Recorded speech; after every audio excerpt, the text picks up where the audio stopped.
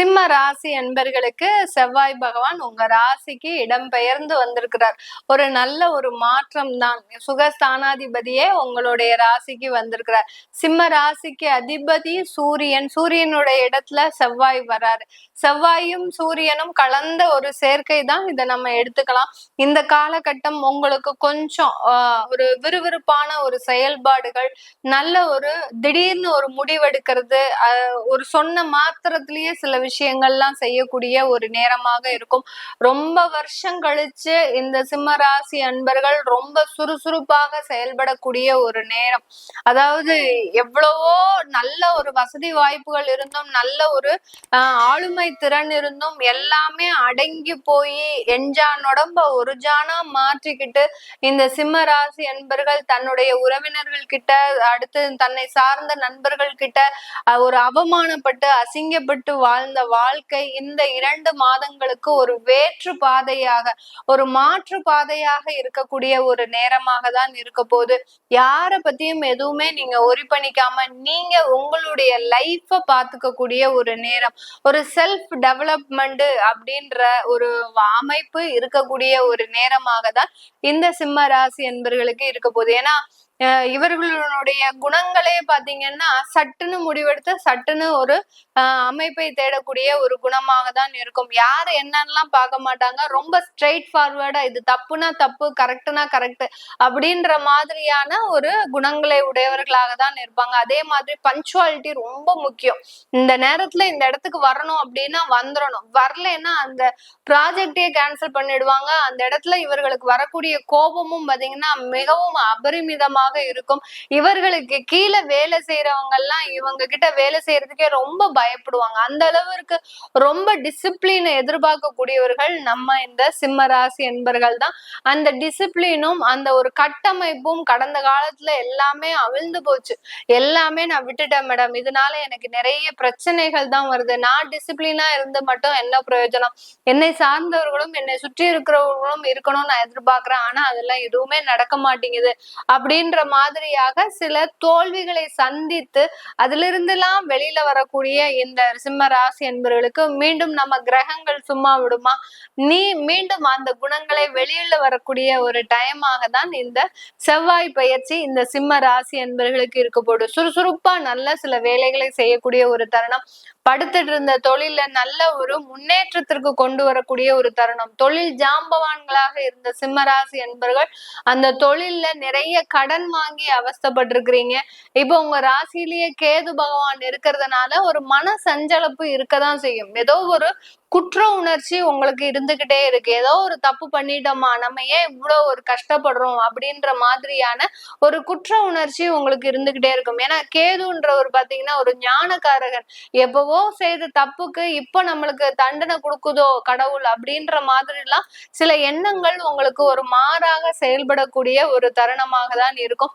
அது எல்லாமே நிவர்த்தி ஆகக்கூடிய ஒரு டைம் தான். அந்த குற்ற உணர்ச்சியோடு சேர்ந்து சில சுறுசுறுப்பான நடவடிக்கைகளும் செய்யக்கூடிய ஒரு நேரமாக தான் இந்த சிம்ம ராசி அன்பர்களுக்கு இருக்க போகுது. இந்த காலகட்டம் சுகஸ்தானாதிபதியும் கூட அவர் செவ்வாய் பகவான். அப்படி இருக்கும்போது சொத்துக்கள் வாங்குறதுல ரொம்ப முனைப்பா இருப்பீங்க. தாயார் உடல் நலன்ல நல்ல ஒரு அக்கறை காட்டுவீங்க. அடுத்து பாத்தீங்கன்னா நீங்க நல்ல ஒரு லக்ஸுரியான லைஃப், சில ஆடம்பர தேவைகள்லாம் நிறைவேற்றணும்னு சில முயற்சிகள்லாம் எடுப்பீங்க. அது எல்லாமே உங்களுக்கு நல்ல ஒரு மாற்றத்தை கொடுக்கக்கூடிய ஒரு நேரமாக தான் இருக்கும்.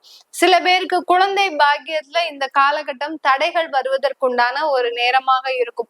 ஏன்னா 5ஆம் இடம் தான் குழந்தை பாக்கியம். 5ஆம் இடத்திற்கு 4ஆம் இடம், 12ஆம் இடம், இது குழந்தையை தடுக்கக்கூடிய ஒரு ஸ்தானம். அந்த 12ஆம் வீட்டு அதிபதியே அந்த உங்களுடைய செவ்வாயே அங்க இருக்கிறதுனால, உங்க ராசியில இருக்கிறதுனால, கேதுவோடு சேர்ந்து இருக்கிறதுனால அந்த குழந்தை பிறப்புனால சில பிரச்சனைகள், இல்ல குழந்தைகள்னால சில பிரச்சனைகள், இதெல்லாமே வரக்கூடிய ஒரு நேரமாக தான் இந்த சிம்ம ராசி என்பர்களுக்கு இருக்கும். அதுக்கெல்லாம் பயப்பட மாட்டீங்க. ஏதாவது ஒரு பிரச்சனைகளை நம்ம இந்த பதிவுல எப்பமாவது சொல்லிட்டோம்னா எல்லாருக்குமே கோவம் வந்துருது. மேடம் எப்ப பார்த்தாலும் ஒரு நெகட்டிவாவே சொல்வீங்களா, ஒரு நல்ல வார்த்தை வாயிலிருந்து வராதா அப்படின்ற மாதிரியான ஒரு கேள்விகள் குழந்தைகள் எல்லாருக்குமே இருக்கு. இருக்கிறதே இருக்கிற மாதிரி சொல்றதுக்கு தான் நம்ம ஜோதிடத்தை பயன்படுத்தணுமே ஒழிய, உங்களுக்கு ஒளிவு மறைவா நீங்க நல்லா இருக்கிற நேரத்துல நீங்க கெட்டு போயிருவீங்கன்னு சொல்றதுக்கும், நீங்க கெட்டு போகக்கூடிய நேரத்துல நீங்க நல்லா இருப்பீங்கன்னு சொல்றதுக்கு இது உங்களுடைய மனமாற்றத்தை கொடுக்கறதுக்கு உண்டான ஒரு பதிவே கிடையாது. ஜோதிடம்ன்றது இப்படிதான் நடக்க போகுது. உங்களுக்கு நீங்க இதுபடி இருந்தீங்கன்னா நல்ல ஒரு வளர்ச்சியை காணலாம் அப்படின்னு தான் நம்ம சொல்லிட்டு இருக்கிறோம். அதனால குழந்தைகள்னால சில ஏமாற்றங்கள், குழந்தைகள்னால சில தேவையில்லாத ஒரு சலசலப்புகள் ஏற்படுவதற்குண்டான ஒரு நேரமாக தான் இந்த காலகட்டம் இந்த சிம்ம ராசி என்பர்களுக்கு இருக்கும். இந்த செவ்வாய் ஆகப்பட்டவர் இந்த ராசி என்பர்களுக்கு பாக்யாதிபதியும் கூட. அந்த பாக்ய ஸ்தானாதிபதி உங்களுடைய ராசியிலேயே கேதுவோட சேர்ந்து இருக்கிறதுனால கண்டிப்பாக இந்த காலகட்டம் உங்களுக்கு நன்மைகள் சில வழக்குகளோடு சில துன்பங்களோடு சேர்ந்து வருவதற்குண்டான ஒரு நேரமாக இருக்கும்.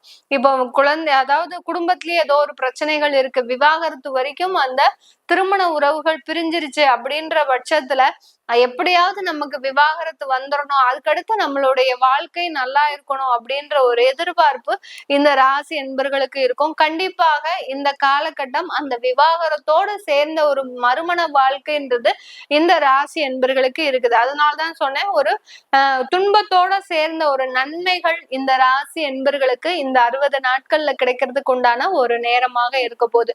இந்த மாதிரியாக அந்த பாக்யாதிபதி இந்த ராசி என்பர்களுக்கு ஒரு நல்ல ஒரு நிவர்த்தியை, ஒரு நல்ல ஒரு மாற்றத்தை, நல்ல ஒரு வேலை வாய்ப்புகளை கொடுக்கக்கூடிய ஒரு தருணமாக தான் இந்த ராசி என்பர்களுக்கு இருக்கும். இந்த 60 நாட்கள்ல நீங்க துரிதமாக செயல்படக்கூடிய ஒரு நேரம். உங்களுடைய வளர்ச்சி, சொத்துக்கள் சேர்க்கிறது, அடுத்து பாத்தீங்கன்னா புதிதாக வீடு வாங்குறது, ஒரு வேலை இடமாற்றம் செய்யறது, உங்களுடைய வீடையே பாத்தீங்கன்னா ஒரு இடமாற்றம் செய்யறது, இது எல்லாமே செஞ்சுக்கோங்க. செஞ்சுக்கிட்டீங்கன்னா நல்ல ஒரு வளர்ச்சியை இந்த காலகட்டம் காண முடியும். ஏன்னா கேது பாத்தீங்கன்னா நீங்க இருந்த இடத்துலயே இருந்தீங்க அப்படின்னா ஒரு மன சஞ்சலத்தை கொடுப்பாரு. அதனால ஒரு இடமாற்றம் பண்ணிக்கிட்டீங்க அப்படின்னா ஒரு நல்ல ஒரு முன்னேற்றம்ன்றது இந்த ராசி என்பர்களுக்கு இருக்கும். இது எல்லாமே நம்ம கோச்சார நிலவரப்படி பலன்களை கணிச்சு சொல்லிட்டு இருக்கிறோம். உங்களுடைய தசாபுத்தி பலன்களை பார்க்கணும் அப்படின்னு விருப்பப்படுறவங்களும், உங்களுடைய குழந்தைகளுக்கு நியூமராலஜி படி பெயர் வைக்கணும், அடுத்து பாத்தீங்கன்னா குழந்தைகளுக்கு ஜாதகம் எழுதணும் அப்படின்னு விருப்பப்படுறவங்களும் கீழே இருக்கிற நம்பருக்கு வாட்ஸ்அப்ல அப்பாயின்மெண்ட் வாங்கிக்கிட்டு நீங்க என்கிட்ட கன்சல்ட் பண்ணிக்கலாம். உங்களிடமிருந்து விடைபெறுவது உங்கள் ஆஸ்ட்ரோ பூர்ணா. நன்றி, வணக்கம்.